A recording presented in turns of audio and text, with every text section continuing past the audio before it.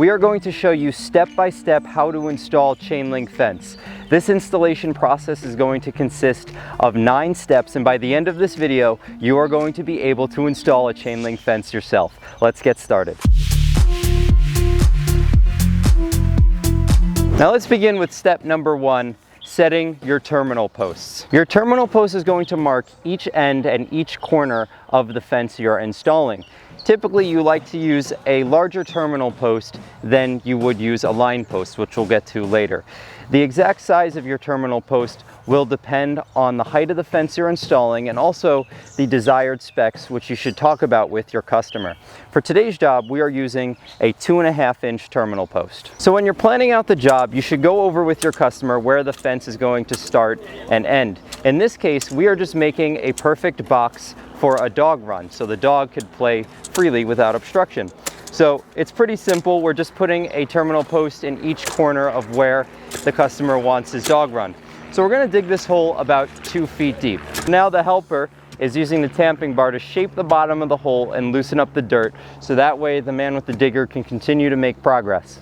Now, as you'll see, this is an absolutely beautiful yard. You can tell the customer has put a lot of work and thought into the landscaping here, and the grass here is perfectly maintained and absolutely beautiful. So when we're digging, we don't want to pile up dirt in the grass here. So as you'll see, we put down some plastic, so that way as we're digging, we put the dirt on the plastic.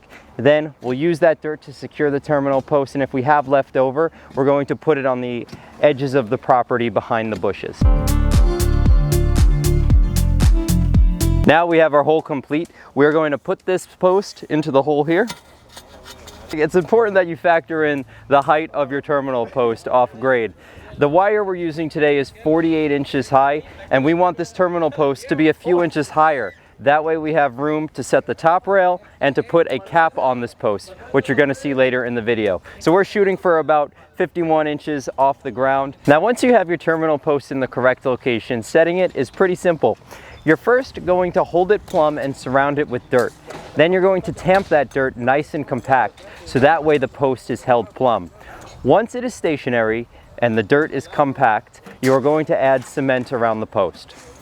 After that, you are going to put a thin layer of dirt over the concrete, and in this case, we're going to put the old grass back down around the post so that way it looks nice. Now that we have our first terminal post set, we are going to move on to step number 2, which is to set your string line.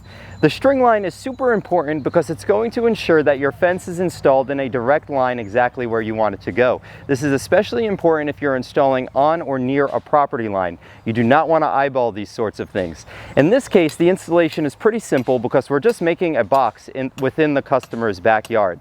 So now we're going to set our second terminal post. We're simply going to measure over 50 feet from the post we just set and begin the same exact process that we just showed you. So I'm going to speed this up a little bit.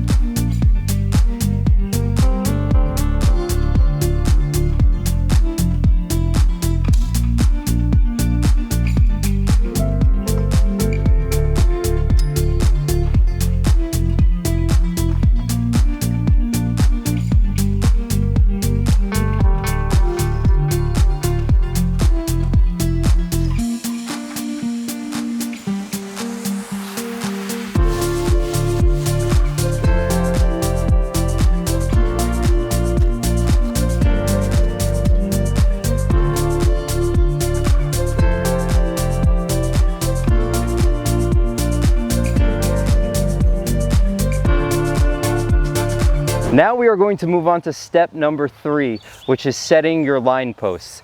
Here I have the line post, and like I said before, we're going to use a slightly skinnier line post than we are using for the terminal posts. In this case, because this is only a 4-foot high fence, we are using a 1 5/8 inch line post. Now remember, the diameter and size of the post you are using is once again going to depend on the height of the fence and also the customer's desired specs. These are definitely things you should discuss with the customer prior to the installation. Now to set your line posts, there's a little bit of uncomplicated math involved. We are simply going to measure the distance between our 2 terminal posts. In this case, we know it's 50 feet, and then we want to ensure that we have even spaces between each line post, but that each space is not more than 10 feet. So now let's do the math. Between my two terminal posts, I have 50 feet, which means I'm going to have 4 line posts.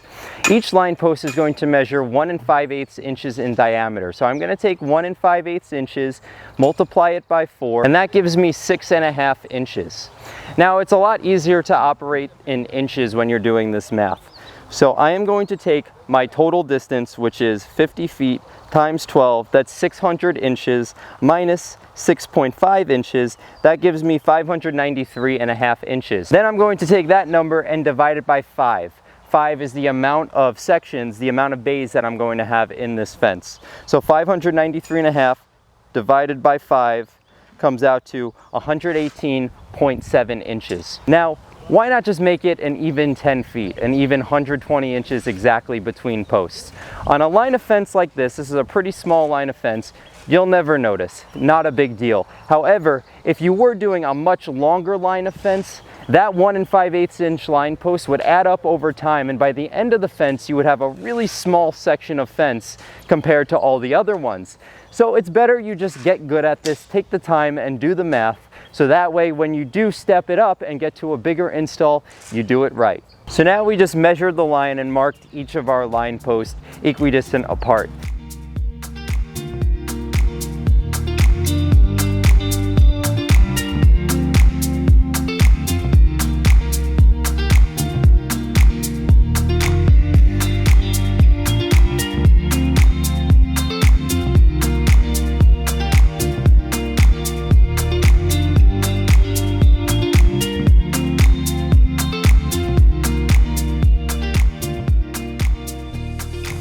Now we're going to begin actually installing the line post.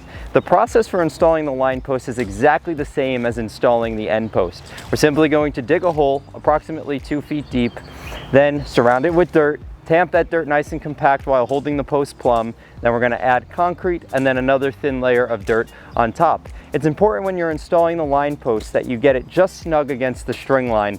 That way they're all on the same line. Now the only difference when you're installing a line post versus an end post or a terminal post is that you want the line post to sit slightly lower than the top of the fence, because you want the wire to sit slightly above the top rail, which you're going to see later in the video. So if our wire is 48 inches high, we want the line post to sit a few inches below that. And as you'll see, we set a string line along the top as well. This is optional, but it'll just ensure that the posts along the line of fence are set at the same height going across the whole thing.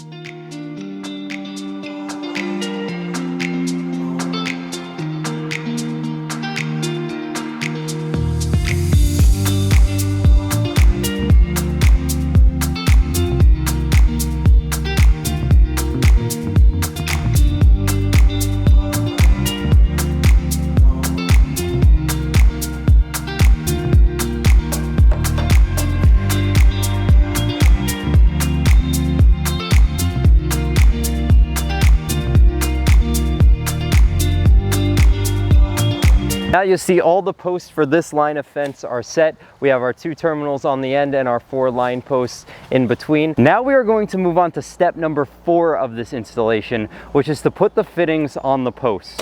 Right here we have a terminal post. This is an end post. So we have a fence starting here going in one direction that way. So we are going to start with a brace band and rail end cup on the bottom. Brace bands are used to hold the rail end cup. The brace bands go around the terminal posts on the top and bottom, while the rail end cup provides a 1.5 inch slot for the top rail and bottom rails to insert into. So here I have a brace band. I'm going to put it on the bottom. The brace band and the rail end cup on the bottom is going to be for the bottom rail to insert into. Now we're going to move on to the tension bands. Tension bands are slightly longer and are used to hold the tension bars. I have a tension band here, and as you'll see, one side of the tension band is flat and the other side is more indented. The flat side is going to go on the wire side of the fence, and the curved side is going to go on the framework side of the fence. In this case, we're going to have our wire on the outside of the dog run. So I'm going to put the tension band on like this.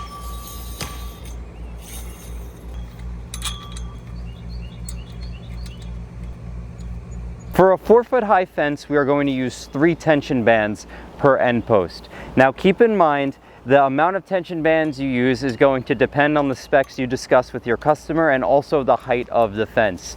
For a 5-foot high fence, I would typically use 4, and then for a 6-foot high fence, you could use 4 or 5, depending on what you and the customer agree upon. Now that our tension bands are in place, we are going to put another brace band and rail end cup on the top. This is going to be for the top rail. Now he puts on the brace band and the rail end cup, and he just connects it like that.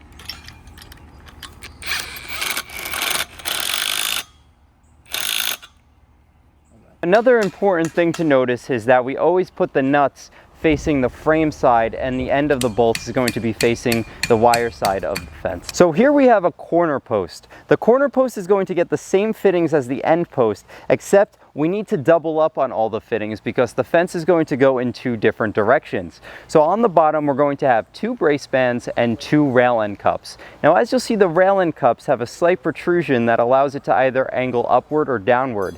It's important that you alternate the angle of each of the rail end cups so that way the bottom rail is level going across the fence. Then we're going to put on 6 tension bands, but we're going to alternate the direction of each tension band, allowing the fence to once again go in 2 different directions.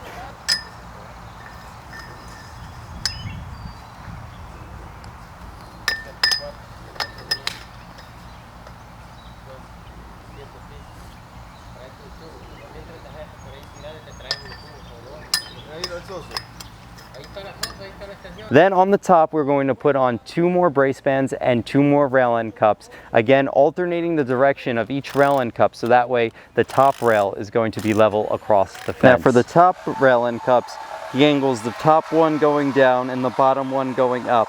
Now this top rail will be level across the top. Now each one of these tension bands is going to get a nut and bolt. Now you'll see when putting on the tension bands on a corner post like this, for the fence going to the left, we have the tension band on the bottom, and for the fence going toward the right, we have the tension band on the top. It's important that you follow that same pattern throughout, so that way everything matches up and looks nice. Now we're going to move on to the line posts.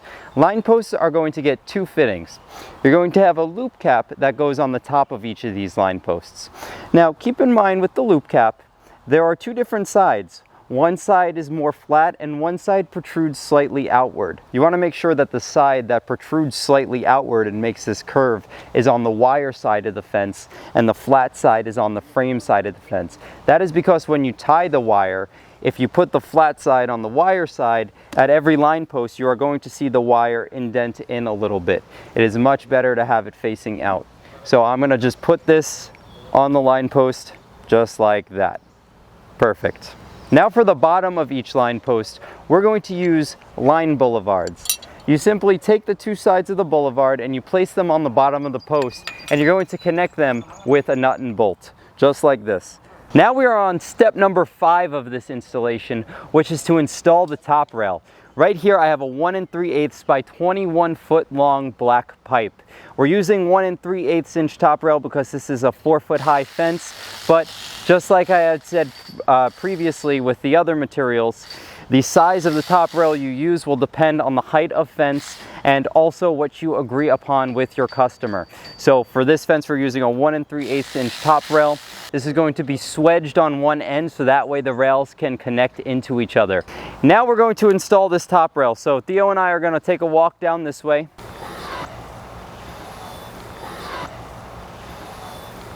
Now we're simply going to pass the top rail through these loop caps and then into the rail end cup on the end. Now when you're inserting the pipe into the rail end cup, it's important that you insert the non-swedged end. Now for these rails, one side is going to be swedged, which just means it's slightly smaller.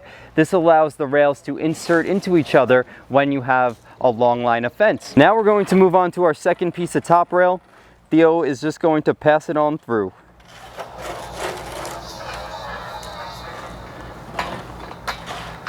Now let's show you how these rails connect into each other. Perfect. Now as you'll see on the end here, we have a small piece that we're going to need to cut. So we are simply going to measure over from our rail end cup to the swedged end. So we measure all the way to the swedge. Now we are going to cut this piece of top rail. We are going to measure over from the non-swedged end of the top rail and make a cut right at the correct measurement. Now he's going to put the pipe over the swedge on this side. And then if we go to this side, we leave the rail end cup a little bit loose so that way we can angle it up and get it in there. And then once it's in place, we are simply going to tighten it. Now we are up to step 6 of this installation, which is to install the bottom rail. To install the bottom rail, it's not like the top where we're going to be passing through the loop caps here. For the bottom rail, we actually have to cut the spaces between each of the posts. Now I'm going to show you an easy hack so you can do this a lot faster. A lot of installers will measure from the inside of the rail end cup on this side to the inside of their boulevard and try to eyeball it that way. I think an easier way to do it is simply to just measure from your terminal post to your line post, or if you're between 2 line posts, you would measure from line post to line post, and then you just make the necessary deductions for the fittings you're using. We know that for the rail end cup, the base of the rail end cup sticks out about 1.5 inches from the terminal post, and we know for a boulevard, it sticks out about 1 inch. So simply we are going to deduct 2.5 inches off of this measurement here because we're going from a terminal post to a line post. Now we are going to insert one end of the rail into the rail end cup, like this. And then the other end is going to go into the boulevard. You're simply going to lift up the boulevard so you can get it in, and then you are going to place it down nicely. Now we are going to tighten.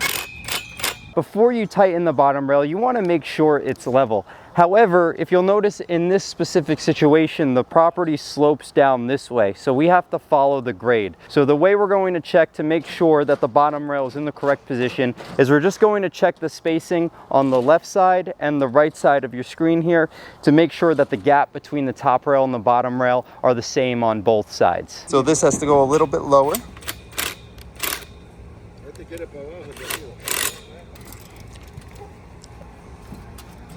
Okay, now we're going to move on to our next piece of bottom rail. Now we are measuring the distance between 2 line posts. So we have a line boulevard on each of these line posts. So we're going to deduct only 2 inches. This is 1 inch for each boulevard.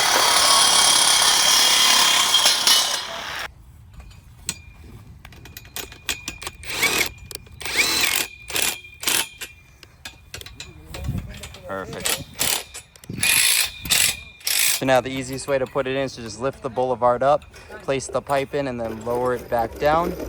And now we're going to tighten. Now remember, you tighten just a little bit, then you check the level and adjust accordingly. If we were installing on a flat ground, we would make the bottom rail level. In this case, we have to slope it a little bit like I had said before, so we're just gonna make sure our slope follows a constant pitch throughout the whole fence. Now we're gonna move on to our next section of bottom rail. We are going to follow the same process. We're going to measure, deduct, cut, and insert. It really is that simple.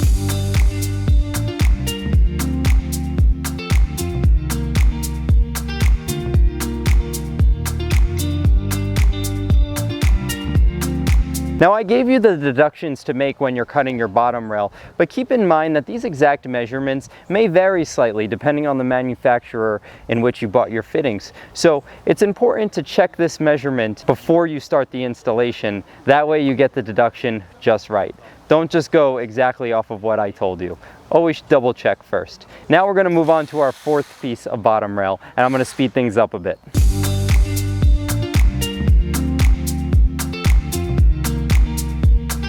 Now we are on step 7 of this fence installation, which is to stretch the chain link wire. We're going to start on that end of the fence here. First, we're going to take a tension bar and slide it through the coils of the wire and through the tension bands on the terminal post.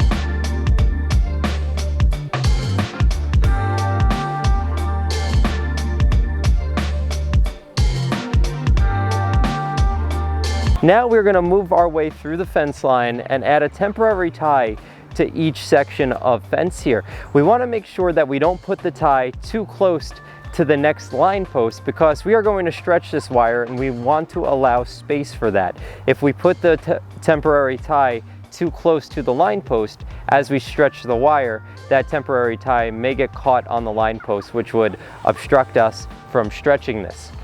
Now we are going to put a galvanized tension bar into the wire on the opposite end of the fence. Here we're using 2 tension bars just for extra strength. You don't want to use the colored tension bar because it's not as strong as this thick galvanized tension bar. Then we are going to set up our come along. We simply put 1 hook lower on the tension bar and 1 hook a little bit higher up. And we are going to crank the come along in order to stretch the wire.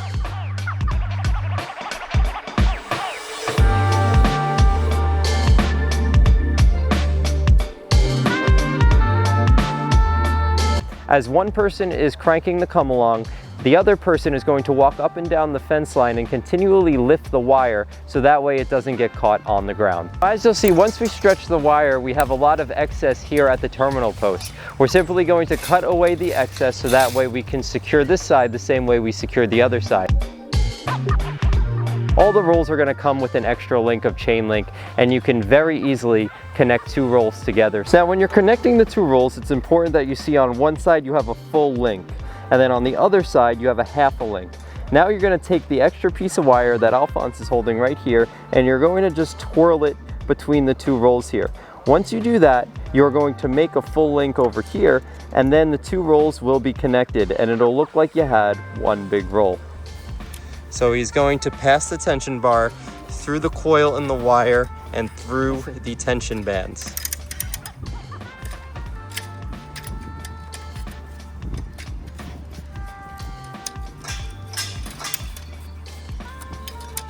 Now we can release the come along.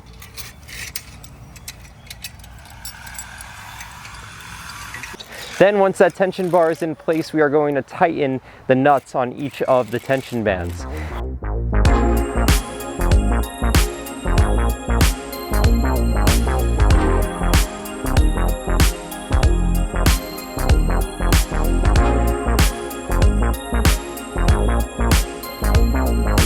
Now we are on step 8 of this fence installation. We have our wire stretched. Now we need to tie this wire to the frame because I don't want to be able to do something like this. We need to secure this. So to do that, we are going to use fence ties. These fence ties are sold by the bag. Each bag will cover about 100 feet of fence. We stock long ties for 1 5/8 inch rail and short ties for 1 3/8 inch rail. Since we're using 1 3/8 rail on the top and bottom of this 4-foot high fence, I have here short ties. We're going to start by tying the top of the fence. There's no exact science to this, but I'm going to put a tie about every 7 links or so. As I tie, I want to lift up the fence a little bit, so that way this link is sticking up slightly past the top rail. You want to tie the top of the fence first because if you tie the bottom first, you won't be able to lift up this fence. And it just looks a lot nicer when the chain link is sticking up past the top rail. So we're going to tie our top rail first, then we're going to make our way across the bottom rail. Once we get to the line posts, we are going to put ties along the length of the line post. So we want to use the same amount of ties on the line posts as we use tension bands on the terminal posts. So for this 4-foot high fence, we used 3 tension bands on each terminal post. So we're going to put 3 ties on each line post. Theo just tied it here. I'm going to count 1, 2, 3, 4, 5, 6, 7 links, and I'm going to tie this one. Now I'm going to take my tie, and I like to put it on the left side of the coil here. So I'm just going to weave this through like this. Now I have it in here. I like to trap it underneath like this. So you see how when I close the tie, this little piece is to the left of the longer piece. That way when I put this over, it's going to trap here. Now if I do the tie this way and I have it open like this, once I bring this over with a strong wind, this is going to slip out. So I like to tie this to the left here. I clamp it down. And now I am simply going to come over here. I like to lift up the wire a little bit, and I am just going to wrap it underneath right here. And I'm simply going to just pigtail it around. Now we're going to count over 7 links, 1, 2, 3, 4, 5, 6, 7, and I'm just going to repeat the same process. Trap it over to the side. I'm going to come over here. I'm going to lift it up a little bit, and then I'm just going to loop it around. Now we are going to show you how to tie the bottom. I like to make a little arc in the tie before I tie the bottom. So I'm going to just come down here. I'm going to feed it under the bottom rail and just catch the wire like that. And then I'm simply going to loop it up, and we're just going to loop it around like that. Now we're going to do the same thing. We're going to count over 7 links. 1, 2, 3, 4, 5, 6, 7. I'm going to do the same thing. I'm going to make a little loop. I'm going to reach under. I'm going to catch the wire. Then I'm going to come over. And then we're just going to repeat our way down the length of the bottom rail. Now, as I said before, each line post is going to get 3 ties. Gonna just pinch it. We're gonna come around, pinch that nice and tight. Now we're gonna do the bottom. Simply take my tie, I'm gonna pinch it, then I'm gonna bring it around, and I'm just gonna tie it like that. Now we're just going to continue this tying process throughout the whole fence. I'm gonna speed things up here now.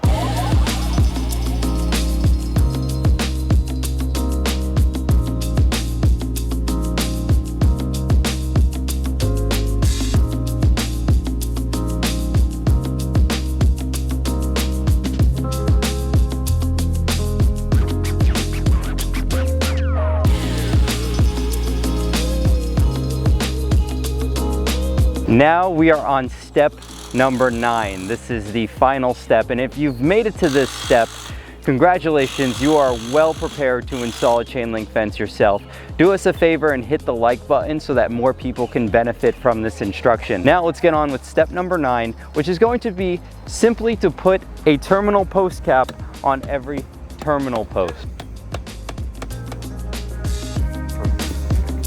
Now I have a bonus step for you, and I kept this as a bonus step because it doesn't apply if you're doing galvanized chain link. This would only be applicable if you were doing a black, green, or brown chain link. But at the end of the installation, we like to go around with touch-up paint and spray paint all of the nuts and bolts black so that they match the fence. We'll also look for any material that could have gotten dinged through transport or throughout the installation process, and we'll just touch it up with some black paint.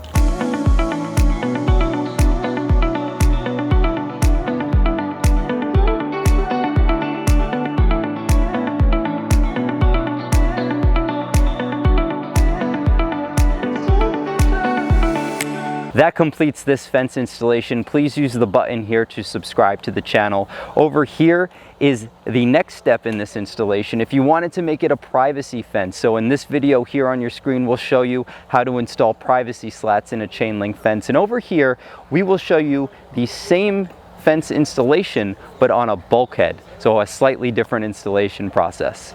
I'd recommend checking these out if you're interested in exploring chain link fences further. We'll see you in the next video.